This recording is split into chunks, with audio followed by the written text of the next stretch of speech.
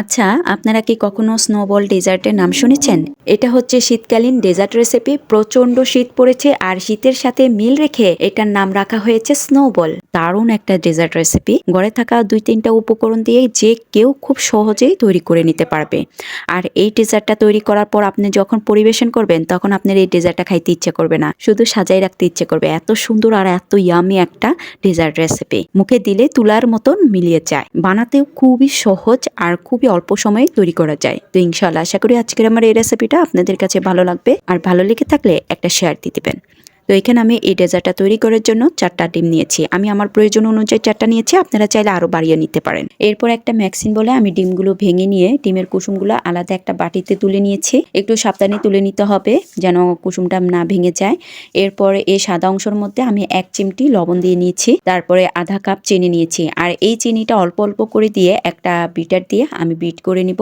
Bit করে আমি foam তৈরি করে নিব। তো এখানে ইলেকট্রিক বিটার দিয়ে বিট করে নিতে আমার প্রায় 5 মিনিটের মতো টাইম লেগেছে। তো এই তো দেখতে পাচ্ছেন কত সুন্দর একটা ফোম তৈরি করা হয়ে গিয়েছে। এবার এই ডিমের ফোমটা আমি একটা মোল্ডের মধ্যে ঢেলে নেব। এখানে আমি একটা পুডিং এর মোল্ড নিয়েছি। প্রথমে অল্প একটু তেল ব্রাশ করে নিয়েছি, আপনারা চাইলে বাটার ব্রাশ করে নিতে পারেন। এরপর ডিমের ফোমটা আমি এখানে ঢেলে নিয়েছি। ঢেলে নেওয়ার পরে একটা স্প্যাচুলার দিয়ে সুন্দরভাবে আলতো হাতে ফিনিশিং দিয়ে নিয়েছি। তাই তো দেখতে পাচ্ছেন কিভাবে কি করে নিয়েছি।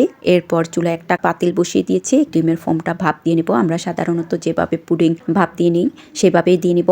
পাতিলের মধ্যে একটা স্ট্রেনার বসিয়ে দিয়ে অল্প একটু পানি দিয়ে দিয়েছি। এই পানিটা আমি একটা ঢাকনা দিয়ে ঢেকে গরম করে নিব। তো বেশ কিছুক্ষণ জাল দিয়ে নেওয়ার পরে যখন পানিটা গরম হয়ে গিয়েছে ওই পর্যায়ে এখানে আমি ডিমের ফোমটা পাতিলের মধ্যে সাবধানে বসিয়ে দিব। তো বসিয়ে দেওয়ার পরে আবারও ঢাকনা দিয়ে ঢেকে প্রায় 7-8 মিনিটের মতো মিডিয়াম আঁচে জাল দিয়ে নেব। তো এটা বেশি একটা টাইম লাগে না, খুবই অল্প সময়ে এই পুডিংটা তৈরি করা হয়ে যায়। এই তো প্রায় 7-8 মিনিট পর ঢাকনাটা সরিয়ে দেখলাম পুডিংটা হয়ে গিয়েছে। আর ভিতরটা হয়েছে কিনা সেটা চেক করার জন্য এখানে আমি একটা টুথপিক দিয়ে দেখে নিলাম। এরপর পুডিংটা আমি কিছুক্ষণ ঠান্ডা করে নিয়ে একটা চাকুর সাহায্যে বাটির চারপাশ থেকে ছাড়িয়ে নিয়েছি। এরপর একটা প্লেটের মধ্যে আমি এটাকে ডিমোল্ড করে নেব।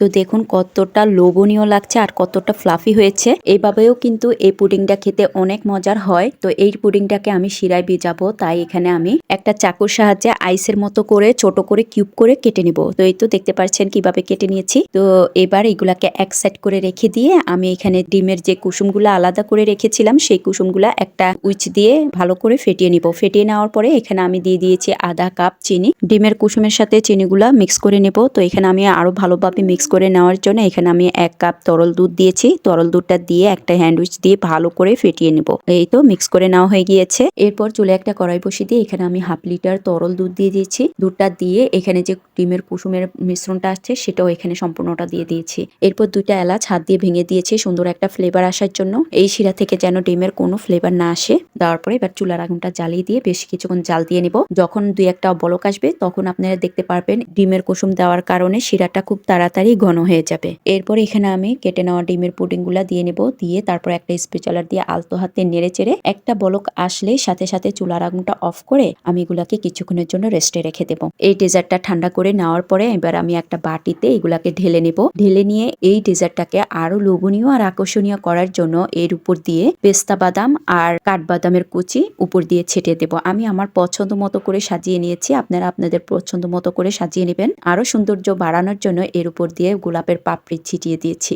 তো দেখুন মাশা আল্লাহ কতটা লোভনীয় লাগছে। আর এই স্নোবল ডেজার্টটা আপনি ডেকোরেশন করে সবার সামনে যখন টেবিলে পরিবেশন করবেন তখন সবাই দেখে খুশি হয়ে যাবে। এত সুন্দর আর এত মজার একটা ডেজার্ট রেসিপি। তো আজকের আমার এই ডেজার্ট রেসিপিটা আপনাদের কাছে কেমন লেগেছে কমেন্টসে জানাবেন। ভালো লাগলে একটা শেয়ার দিয়ে দিবেন। আজ এ পর্যন্ত, সবাই ভালো থাকবেন, সুস্থ থাকবেন। আল্লাহ হাফেজ।